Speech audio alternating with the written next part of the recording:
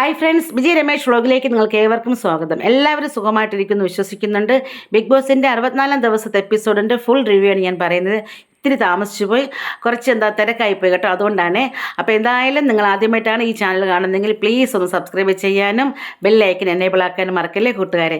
Support ചെയ്ത് നിങ്ങൾക്ക് ഏവർക്കും ഹൃദയത്തിൻ്റെ ഭാഷയിൽ ഒത്തിരി നന്ദി പറഞ്ഞുകൊണ്ട് ഇന്നത്തെ ദിവസം ബിഗ് ബോസ് ഹൗസിനകത്ത് എന്തൊക്കെയാണ് സംഭവിച്ചത് നമുക്ക് നോക്കാം. ഓക്കെ, അപ്പോൾ രാവിലെ തന്നെ അടിപൊളി പാട്ടൊക്കെ ഇട്ടിരിക്കുകയാണ്. സെമ്പകമേസവ പഴകി എന്ന പാട്ടുണ്ടല്ലോ, അതാണ് കേട്ടോ. അങ്ങനെ എല്ലാവരും അടിപൊളിയായിട്ട് ഡാൻസ് കളിച്ചതിന് ശേഷം നമ്മുടെ നന്ദനെ ക്യാപ്റ്റൻ ആയിരിക്കുകയാണല്ലോ. അപ്പോൾ ആ ക്യാപ്റ്റൻ്റെ അടുത്ത് ഒരു നിവേദനം കൊടുക്കും. സിജയാണ് നിവേദനം കൊടുത്തിരിക്കുന്നത് കേട്ടോ. എന്താണെന്ന് വെച്ചാൽ രാവിലെ മോർണിംഗ് ടാസ്ക് തുടങ്ങുന്നതിന് മുന്നേ ഒന്നുകൂടി ഇവിടുത്തെ ആൾക്കാരുടെ അടുത്ത് കുളിക്കാൻ പറയണം, അല്ലെങ്കിൽ തുടങ്ങിയതിന് ശേഷം. ഇത് മോർണിംഗ് ടാസ്ക് തുടങ്ങുന്നതിന് മുമ്പ് ഇപ്പോൾ കുളിക്കാൻ നിൽക്കുന്ന സമയത്ത് ഒത്തിരി സമയം എടുക്കുന്നുണ്ട്. അത് വേറെ ആരുമല്ല, നമ്മുടെ നോറയും ജാസ്മിനുമാണ്. അപ്പോൾ എളിയൻ്റെ ശ്രദ്ധയിൽപ്പെട്ട വേറൊരു കാര്യം, ഇവിടെ തുണി അലക്കാൻ ബക്കറ്റിൽ മുക്കി വയ്ക്കുന്നുണ്ട്. അതിന് രാത്രി അലക്കുന്നവർ രാത്രി അലക്കിക്കോട്ടെ, മറ്റുള്ളവരുടെ സമയം കൂടെ നമുക്ക് ഇവിടെ മോർണിംഗ് ടാസ്കിനകത്ത് ഡാൻസ് കളിക്കുന്ന സമയത്ത് വരാൻ പറ്റുന്നില്ല. കാരണം നോറ ആൻഡ് ജാസ്മിൻ ഒത്തിരി സമയം കുളിക്കാൻ എടുക്കുന്നുണ്ട്. അപ്പോൾ സായി പറഞ്ഞിടെ അവൾ കുളിച്ചാലും കുഴപ്പം കുളിച്ചില്ലെങ്കിലും കുഴപ്പം എന്ന രീതിയിൽ സംസാരിക്കുന്നു. ഈ സമയം ജാസ്മിൻ വരുന്നുണ്ട്. ജാസ്മിൻ്റെ അടുത്ത് പറയുന്നുണ്ട്, നിനക്ക് എത്ര സമയം വേണം കുളിക്കാനായിട്ട്? നീ ആയാലും നോറയായാലും എന്തോരം സമയം എടുക്കുന്നു, അപ്പോൾ ഞങ്ങൾക്കും ബാത്റൂമിലൊക്കെ പോകണ്ടേ എന്ന രീതിയിൽ ഒരു ഡിസ്കഷൻ അവിടെ നടക്കുന്നുണ്ട്. അപ്പോൾ ജാസ്മിൻ പറയുന്നു, ഓ ശരി സമ്മതിച്ചടേ എന്ന രീതിയിൽ സംസാരിക്കുന്നു. അപ്പോൾ സുജോ ചോദിക്കുന്നത്, എന്താണ് ഇത്ര അധികം സമയം കുളിക്കാൻ എടുക്കുന്നത്? ജാസ്മിൻ കുളിച്ചാലും കുറ്റം കുളിച്ചില്ലെങ്കിലും കുറ്റം എന്ന രീതിയിൽ സംസാരിച്ചിട്ട് ജാസ്മിൻ അവിടെ നിന്ന് പോകുന്നു. പിന്നെ കാണിക്കുന്ന നമ്മുടെ അർജുനും ശ്രീതുവാണ് കേട്ടോ. താമരയിലേക്ക് കിടക്കാൻ അനുവാദം കൊടുത്തല്ലോ നന്ദന. അപ്പോൾ അതിനെക്കുറിച്ച് രാവിലെ ആയപ്പോൾ അവൾ പറയുന്നു, നോക്കാട്ടെ എന്ന് പറയുന്നു. നോക്കാം എന്ന രീതിയിൽ സംസാരിച്ചതിന് ശേഷം ബിഗ് ബോസ് ലിവിംഗ് റൂമിനകത്ത് എല്ലാവരും ഇരിക്കാൻ പറയുന്നുണ്ട്. അതിനുശേഷം ഇങ്ങനെ അനൗൺസ് ചെയ്യുന്നുണ്ട്, 10 ആഴ്ച ആയിരിക്കുന്നു ബിഗ് ബോസ് തുടങ്ങിയത്. ഓക്കെ, അപ്പോൾ ഋഷി പഴയ ക്യാപ്റ്റൻ ആണല്ലോ, അപ്പോൾ പുതിയ ക്യാപ്റ്റന് ബാഡ്ജ് തയ്യാറാകും. മാത്രമല്ല ഇനി മുതൽ ക്യാപ്റ്റനാണ് ഇവിടെ ഫുൾ സർവാധികാരവും. മാത്രമല്ല പവർ റൂമിൻ്റെ കീഴിലല്ലാതെ സ്വതന്ത്രനായിട്ട് ഒരു ക്യാപ്റ്റൻസിയിൽ വന്നിരിക്കുന്നത് വേറെ ആരുമല്ല, നന്ദനയാണെന്ന രീതിയിൽ. അങ്ങനെ നന്ദനയ്ക്ക് ഋഷിയാണെങ്കിൽ ക്യാപ്റ്റൻ ബാഡ്ജ് തയ്യാറായി. ഇനി ഞാൻ ഒരാഴ്ച അനുഭവിച്ചു, ഇനി വരുന്ന ഒരാഴ്ച നീ അനുഭവിച്ചു എന്ന രീതിയിൽ. പക്ഷെ നന്ദന തകർക്കുമെന്നാണ് തോന്നുന്നത്. കുറച്ച് സ്ട്രിക്റ്റ് ആയിട്ട് ഇരിക്കുന്നു.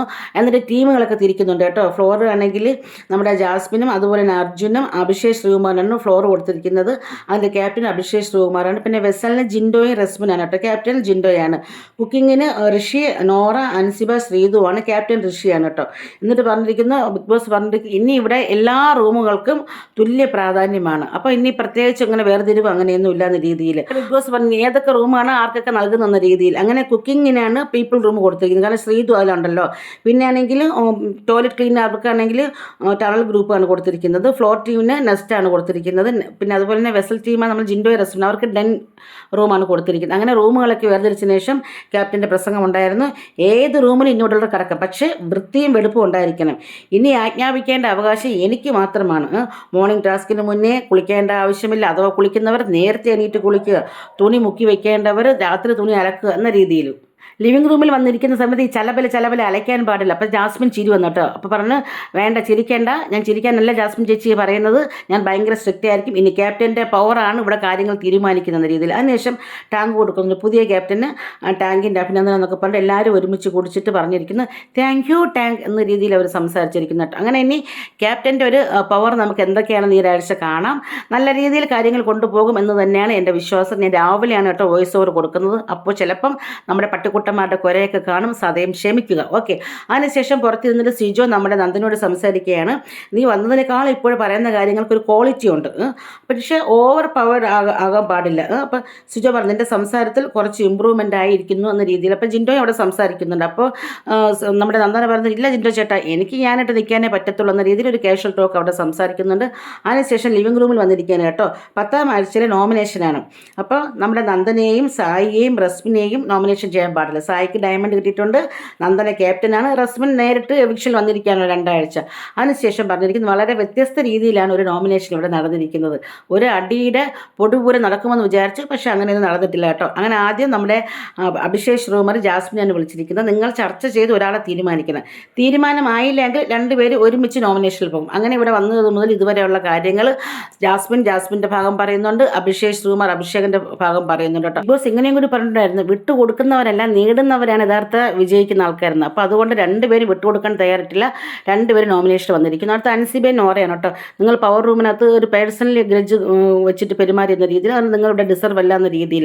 അപ്പോഴത്തേക്ക് അൻസിബ് ഒന്നും പറയാതെ okay Bigg Boss I accepted, I don't deserve to be here, so I ready to be nominated എന്ന രീതിയിൽ അൻസിബ സംസാരിച്ചു. അങ്ങനെ എവിക്ഷൻ ഫ്രീ നോറ ആയിരിക്കാൻ. പക്ഷെ രണ്ടുപേരും ഒരുമിച്ച് വരണമായിരുന്നു. എന്തായാലും അൻസിബ നോറയെ ഫ്രീ ആയി കൊടുത്തിരിക്കാൻ. അതിനുശേഷം നമ്മുടെ ഋഷിയും അൻസിബയാണ് കേട്ടോ. അവർ ഓരോന്നൊന്നര ആർഗ്യുമെൻ്റ് ആയിരുന്നു അങ്ങോട്ടും ഇങ്ങോട്ടും വന്നതും പോലെ. ഇതുവരെ നീ എന്നെ ജയിലിൽ അയച്ചില്ലേ, നീ ആദ്യം എൻ്റെ ബെസ്റ്റ് ഫ്രണ്ടായിരുന്നു, പിന്നെ നീ അങ്ങനെയാണ് ഇങ്ങനെയാണെന്ന രീതിയിൽ അവർ തമ്മിൽ അങ്ങോട്ടും ഇങ്ങോട്ടും നന്ന രീതിയിൽ കത്തിക്കയറി വന്നിട്ടുണ്ടായിരുന്നു. പക്ഷേ അവർ രണ്ടുപേരും എവിക്ഷനിൽ വന്നിട്ടുണ്ടായിരുന്നു കേട്ടോ. അതിനുശേഷം വന്നിരിക്കുന്നത് സിജോ ശ്രീതുവും തന്നെയാണ്. അവരും സംസാരിച്ചിട്ടുണ്ട്.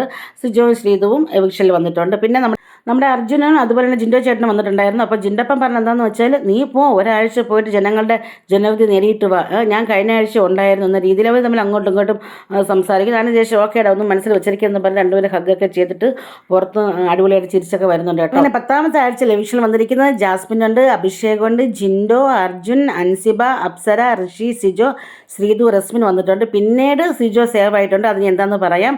നമ്മുടെ സായിയും നന്ദനയും അവരെ കൺവെൻഷൻ റൂമിൽ വിളിച്ചിട്ടുണ്ടായിരുന്നു. അവരുടെ പരമാധികാരം ഉപയോഗിച്ച് ഒരാളെ സേവ് ചെയ്യാം. അങ്ങനെ അവർ ചർച്ച ചെയ്തിട്ട് ആളെ തിരഞ്ഞെടുക്കുന്നത് വേറെ ആരുമല്ല സിജോയാണ്. അതായത് നമ്മുടെ സായിയുടെ കയ്യിൽ ഡയമണ്ട് ഉണ്ടല്ലോ, അപ്പോൾ അതിൻ്റെ ഒരു പവർ 10ാമത്തെ ആഴ്ചയിൽ ആർക്കും നൽകാമല്ലോ.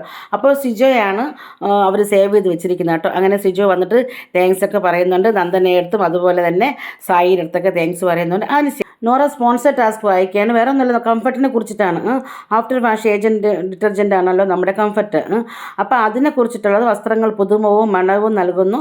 അപ്പോൾ ആ ഗാർഡൻ ഏരിയയിൽ കംഫർട്ട് വെച്ചിട്ടിരിക്കുന്നത് അത് ഓടിപ്പോയി എടുക്കുക, എന്നിട്ട് കംഫർട്ട് സോണിൽ ഇരിക്കുക. എന്നിട്ട് കംഫർട്ട് സോണിൽ ഇരുന്നിട്ട് നിങ്ങൾക്കിവിടെ ഇഷ്ടപ്പെട്ട ഒരു കംഫർട്ട് പാർട്ണർക്ക് ക്രൗൺ വെച്ച് കൊടുക്കുക എന്ന രീതിയിലാണ് കേട്ടോ. അപ്പോൾ അതിനെ കംഫർട്ടൊക്കെ നിർത്തി വെച്ചിട്ടുണ്ട്. നമ്മുടെ കണ്ടസ്റ്റൻ്റ് എല്ലാവരും ഗാർഡൻ ഏരിയയിൽ പോയിട്ടുണ്ട്. എന്നിട്ട് ആ ബസർ അടിച്ച സമയത്ത് എല്ലാവരും കൂടി ഓടിയിട്ടുണ്ട്. ഓടിപ്പോയിട്ട് കംഫർട്ട് സോൺ അത് കംഫർട്ട് എടുത്ത് അതിൽ പോയി കംഫർട്ട് സോണിൽ ഇരുന്നതിന് ശേഷം ഓരോരുത്തരായിട്ട് വന്നിട്ട് അവർക്കുള്ള കംഫർട്ട് പാർട്ണറുടെ കാര്യങ്ങൾ പറയുന്നു. സിജോ വന്ന് നോറയാണ് ചൂസ് ചെയ്തത്. അപ്പോൾ ഞാൻ അതിശയിച്ചു പോയി. കാരണം ഇത്രയും സമയം നോറയെ കുറ്റം പറഞ്ഞിരുന്നതാണല്ലോ. എന്നിട്ട് നമ്മുടെ സിജോ പറയും എനിക്ക് പേഴ്സണൽ ഗ്രഡ്ജൊന്നുമില്ല, പോസിറ്റീവായിട്ട് തന്നെയാണ് ഞാനിത് കാണുന്ന രീതിയിലൊക്കെ. അതിനുശേഷം നമ്മുടെ ഋഷി അൻസിബന സൂഷ്യൽ എന്നിട്ട് വന്ന് പറയുകയാണ് അവൾ എനിക്ക് ഭയങ്കര ഒരു അണ്ടർസ്റ്റാൻഡ് ഞങ്ങൾ തമ്മിലുണ്ട്, എൻ്റെ സിസ്റ്ററാണെന്ന രീതിയിൽ. അതുപോലെ ജാസ്മിനെ റസ്മിനെയാണ് ചൂസ് ചെയ്തിരിക്കുന്നത്. നല്ലൊരു ഫ്രണ്ട്ഷിപ്പാണ് ഞങ്ങളുടെ ഇടയിലുള്ളതെന്ന രീതിയിൽ. പിന്നെ നന്ദന സായിയാണ് കേട്ടോ. ഞങ്ങൾ വൈൽഡ് കാർഡ് എൻട്രി സെറ്റ് വന്നു, എൻ്റെ ഒരു ചേട്ടനെ പോലെയാണെന്ന രീതിയിൽ സംസാരിക്കുന്നു. ജിൻഡോ അപ്സരയാണ്. ഞാനിവിടെ വന്ന അന്ന് അപ്പോഴെനിക്ക് ക്ലാസിക് ഡാൻസ് ഒന്നും അറിയത്തില്ല, എന്നാൽ ഡാൻസ് പഠിപ്പിച്ച് ഫസ്റ്റ് എനിക്കൊരു അവാർഡ് ലാലേട്ടൻ്റെ മേടിച്ച് തന്നിരിക്കുന്നത് അപ്സരയാണ്. അതുകൊണ്ട് ഇവിടുത്തെ കംഫർട്ട് പാർട്ണർ നമ്മുടെ അപ്സരയാണെന്ന രീതിയിൽ ജിൻഡപ്പം പറഞ്ഞു. പക്ഷേ നമ്മുടെ അർജുൻ വന്നിട്ട് ശ്രീധുവിനാണ് ചൂസ് ചെയ്തിരിക്കുന്നത് കേട്ടോ. എൻ്റെ ലൈഫിൽ അങ്ങോട്ട് ഇനി എന്നും എൻ്റെ നല്ലൊരു ബെസ്റ്റ് ഫ്രണ്ടായിരിക്കും. ആദ്യമൊന്നും ഞങ്ങൾ അധികം അടുത്തില്ല, പിന്നെയാണ് ഞങ്ങൾ അടുത്ത് പോയതെന്ന രീതിയിൽ. അപ്പോഴത്തേക്ക് നോറയൊക്കെ അതിനെ ഒന്ന് തഗ്ഗടിക്കുന്നുണ്ട് കേട്ടോ. എന്തായാലും ആ ഒരു കംഫർട്ട് സോണിൻ്റെ ടാസ്ക് റൗണ്ടും അവിടെ കഴിഞ്ഞിരിക്കുന്നു. എന്നിട്ട് എല്ലാവരും കൂടി ഫോട്ടോസൊക്കെ എടുത്ത് അവർ കൊടുത്തിരിക്കുന്ന എന്താ പറയുക സ്നേഹ സമ്മാനമൊക്കെ ഏറ്റുവാങ്ങി അടിപൊളിയായിട്ട് ആ ടാസ്ക് നല്ല സ്മൂത്തായിട്ട് തന്നെ കാര്യങ്ങൾ അവിടെ കഴിഞ്ഞിട്ടുണ്ട്. അതിനുശേഷമാണെങ്കിൽ നമ്മുടെ ജാസ്മിൻ എല്ലാവരും കൂടി സോയ വർക്ക് ചെയ്യണം കേട്ടോ. അങ്ങനെ വറുത്ത സമയത്ത് ഒരു സോയ ഇങ്ങനെ പൊട്ടി മുഖത്തോട്ട് തെറിക്കുന്നുണ്ട്. അപ്പോൾ ജാസ്മിൻ പറയുന്നുണ്ട് ദൈവമേ എനിക്ക് കണ്ടകശനിയാണ്, കണ്ടകശനി എന്ന് പറഞ്ഞാൽ പറ്റില്ല, ഭയങ്കര കണ്ടകശനി എന്ന രീതിയിൽ സംസാരിക്കുന്നു. അതിനുശേഷം ഉണ്ടോ നോറയുടെ ഒരു അതിശയ പ്രവൃത്തി നടന്നിരിക്കുന്നു കേട്ടോ. ആദ്യം ഞാൻ പേടിച്ചു പോയി, പ്രേതം നിൽക്കുന്ന പോലെ തോന്നി കേട്ടോ. പിന്നീട് കുറച്ച് ക്യൂടെക്സും അതും ലിപ്സ്റ്റിക്കും ഒക്കെ എടുത്ത് ഒരു പാത്രത്തിൻ്റെ ബാക്കിൽ അടിപൊളിയായിട്ട് ഒരു പിക്ചർ വരച്ചിരിക്കുകയാണ്. സത്യമാണ് ഇത്രയും കഴിവുണ്ടോ ഈ കുട്ടിക്കെന്ന് തോന്നിപ്പോയി. ഫെൻറ്റാസ്റ്റിക് ആയിട്ട് അടിപൊളിയായിട്ട് നന്നായിട്ട് രീതിയിൽ വരച്ച് നമ്മുടെ കിച്ചൻ്റെ കൗണ്ടർ ടോപ്പിൽ കൊണ്ട് വയ്ക്കുന്നുണ്ട്. എന്നിട്ട് ആ പടം സൂം ചെയ്ത് കാണിച്ചിട്ടാണ് നമ്മുടെ ബിഗ് ബോസ് അവസാനിച്ചിരിക്കുന്നത്. ഇനി ബിഗ് ബോസിൻ്റെ എപ്പിസോഡ് തീർന്നു, പക്ഷേ നമുക്കിനി BB+ ഉണ്ടല്ലോ, അപ്പോൾ അതിൻ്റെ വിശേഷങ്ങൾ പങ്കുവയ്ക്കാം. ഞാൻ വീണ്ടും നിങ്ങളുടെ അടുത്ത് പറയുകയാണ്, ആദ്യമായിട്ടാണ് നിങ്ങൾ ഈ ചാനൽ കാണുന്നതെങ്കിൽ പ്ലീസ് ഒന്ന് സബ്സ്ക്രൈബ് ചെയ്യണേ കൂട്ടുകാരെ. അപ്പോൾ എന്തായാലും നമുക്ക് BB+ൻ്റെ കാര്യങ്ങൾ പറയാം. ഓക്കെ, BB+ പറയത്തക്ക കാര്യം എന്താണെന്ന് വെച്ചാൽ പർച്ചേസിംഗ് ആണ്. അവർ 500 പോയിന്റ് കട്ട് ചെയ്തിരിക്കുകയാണ്. അപ്പോൾ രാവിലെ തന്നെ ഇവരിതാ പർച്ചേസിങ് കാര്യങ്ങളൊക്കെ ചെയ്തിരിക്കുകയാണ് കേട്ടോ. അങ്ങനെ അവർക്ക് ആവശ്യമായ സാധനങ്ങളൊക്കെ പറയും. പിന്നെ ഒരു ടാസ്ക്കാണ് കേട്ടോ, ഡെയിലി ടാസ്ക്കാണ് ഉല്ലാസയാത്ര. അതായത് ഈ ഗാർഡൻ ഏരിയക്കകത്ത് ഓരോ റൗണ്ട് വെച്ചിട്ടുണ്ട്. എന്നിട്ട് ഓരോ സ്റ്റാൻഡ് പറഞ്ഞിട്ടുണ്ട് കേട്ടോ, മൊഹിന്ദൻപാറ ബസ് സ്റ്റാൻഡ്. അപ്പോൾ ബസ്സർ അടിക്കുന്ന സമയത്ത് എല്ലാവരും കൂടി ഓടിയ വൃത്തത്തിനകത്ത് നിൽക്കുക. പുറത്ത് ആകുന്നവർ കാലും കൈയൊക്കെ പുറത്താകുന്നവർ ഔട്ടാകും കേട്ടോ. പക്ഷേ ജാസ്മിൻ ഓടിപ്പോൾ എല്ലായിടത്തും ഇരിക്കാനാണ് നോക്കിയത്. സായി ജാസ്മിൻ്റെ പുറത്ത് കയറിയിരിക്കുന്നു. ജാസ്മിൻ അവസാനം അഭിഷേക് ശ്രീകുമാർ വലിച്ചു പുറത്തിടുന്നുണ്ട്. എന്തായാലും ടാസ്ക് വിജയിച്ചിരിക്കുന്ന അഭിഷേക് ശ്രീകുമാർ. ലാസ്റ്റിൽ അഭിഷേകും സായി ആയിരുന്നു കേട്ടോ, പക്ഷേ സായി മാറിക്കൊടുത്തു. അങ്ങനെ ഒരു അടിക്കുള്ള വകുപ്പൊക്കെ ഉണ്ടായിരുന്നു. പക്ഷേ നമ്മുടെ ജാസ്മിന് ഇങ്ങനെ വലിച്ചൊക്കെ എടുത്തിട്ടുണ്ട്. ജാസ്മിൻ ഇച്ചിരി വേദന നന്നായിട്ട് പെർഫോം ചെയ്തിട്ടുണ്ടായിരുന്നു, പക്ഷേ ഇരിക്കണ്ടായിരുന്നു അടുക്ക് കയറി.